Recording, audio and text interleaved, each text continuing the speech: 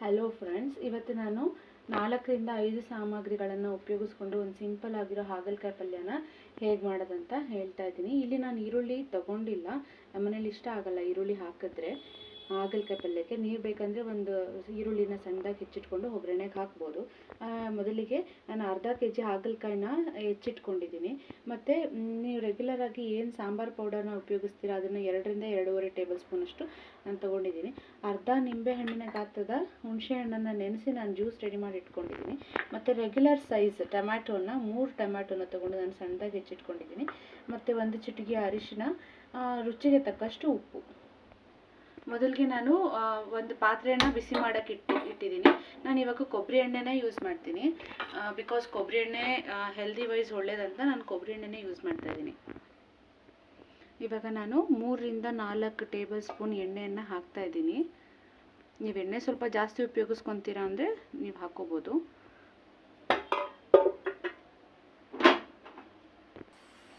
ಇವಾಗ ಎಣ್ಣೆ ಚೆನ್ನಾಗಿ ಕಾದಿದೆ.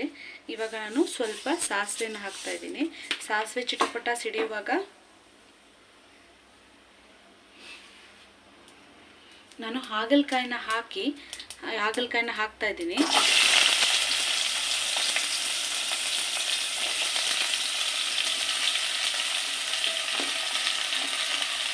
ನಾನು ಹಾಗಲಕಾಯಿನ ಕೆಲವರು ಮುಂಚೆನೇ ಬೇಯಿಸ್ಕೊಂಡು ಅದನ್ನ ರಸನ ನೀರನ್ನ ಚೆಲ್ಬಿಟ್ಟು ಆಮೇಲೆ ಅದನ್ನು ಒಂದು ಕುದಿ ಬೇಯಿಸ್ಬಿಟ್ಟು ಆಮೇಲೆ ಹಾಗಲಕಾಯಿನ ಒಗ್ಗರಣೆಗೆ ಹಾಕ್ತಾರೆ. ಬಟ್ ನಾನು ಆ ಥರ ಮಾಡಿಲ್ಲ. ಅದು ಏನು ಪ್ರಯೋಜನ ಇರಲ್ಲ, ತಿನ್ನೋದ್ರೂ ಪ್ರಯೋಜನ ಬರಲ್ಲ. ಅದಕ್ಕೋಸ್ಕರ ನಾನು ಹಾಗೆ ಡೈರೆಕ್ಟಾಗಿ ಹಾಕ್ತಾಯಿದ್ದೀನಿ.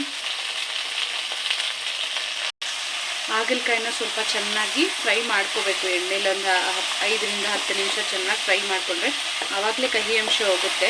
ಅದನ್ನು ಬೇಯಿಸಿ ಚೆಲ್ಲಿದ್ರೆ ನಾವು ತಿಂದಿದ್ದ ಪ್ರಯೋಜನವೂ ಇರಲ್ಲ. ಇವಾಗ ನೋಡಿ ಫ್ರೆಂಡ್ಸ್, ನೀವೇ ನೋಡ್ಬೋದು ಎಷ್ಟು ಚೆನ್ನಾಗಿ ಎಣ್ಣೆಲಿ ಫ್ರೈ ಆಗಿದೆ. 10 ನಿಮಿಷ ಚೆನ್ನಾಗಿ ಫ್ರೈ ಮಾಡಿದ್ರೆ ಸಾಕು. ಇವಾಗ ಹಾಗಲಕಾಯಿ ಚೆನ್ನಾಗಿ ಫ್ರೈ ಆಗಿದೆ. ನಾನು ಇವಾಗ ಟೊಮ್ಯಾಟೋನ ಹಾಕ್ತಾಯಿದ್ದೀನಿ. ಆವಾಗಲೇ ಹೆಚ್ಚಿಟ್ಕೊಂಡಿದ್ದಂಥ ಟೊಮೆಟೊನ ನಾನು ಪೂರ್ತಿ ಹಾಕ್ತಾಯಿದ್ದೀನಿ. ಅದ್ರ ಜೊತೆಗೆ 1 ಚಿಟಿಕೆ ಅರಿಶಿನ ಹಾಕ್ತಾಯಿದ್ದೀನಿ.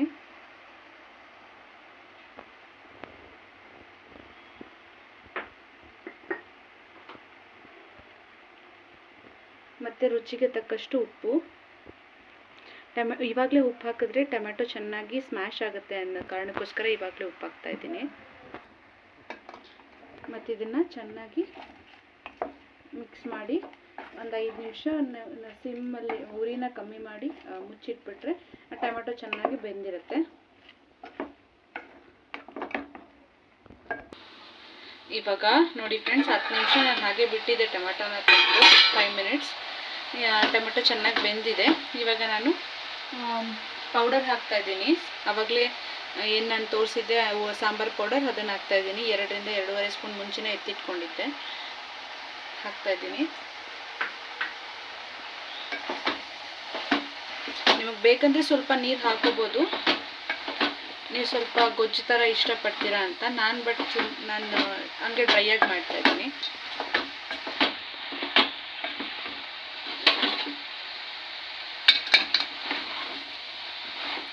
ಆವಾಗಲೇ ನಾನು ಉಪ್ಪನ್ನು ಹಾಕಿದ್ದೆ. ನೀವು ರುಚಿಗೆ ತಕ್ಕಷ್ಟು ನೀವು ಹಾಕ್ಕೋಬೋದು. ಮತ್ತು ಹಾಗಲಕಾಯಿ ಚೆನ್ನಾಗಿ ಬೆಂದಿದೆ. ನಾನು ಇವಾಗ ಹುಳಿ ಬಿಡ್ತಾಯಿದ್ದೀನಿ. ನಾನಿಲ್ಲಿ ಬೆಲ್ಲನೂ ಉಪಯೋಗಿಸ್ತಾ ಇಲ್ಲ, ಬಿಕಾಸ್ ನಾವು ಸ್ವಲ್ಪ ಕಹಿ ಇದ್ರೂ ಪರವಾಗಿಲ್ಲ, ನಮ್ಮ ಮನೇಲಿ ನಾವು ಉಪಯೋಗಿಸ್ತೀವಿ. ನಿಮಗೆ ಸ್ವಲ್ಪ ಕಹಿ ಇದೆ ಅಂತ ಅಂದ್ಕೊಳ್ಳೋರು ಸ್ವಲ್ಪ ಬೆಲ್ಲನ ಹಾಕೋಬೋದು.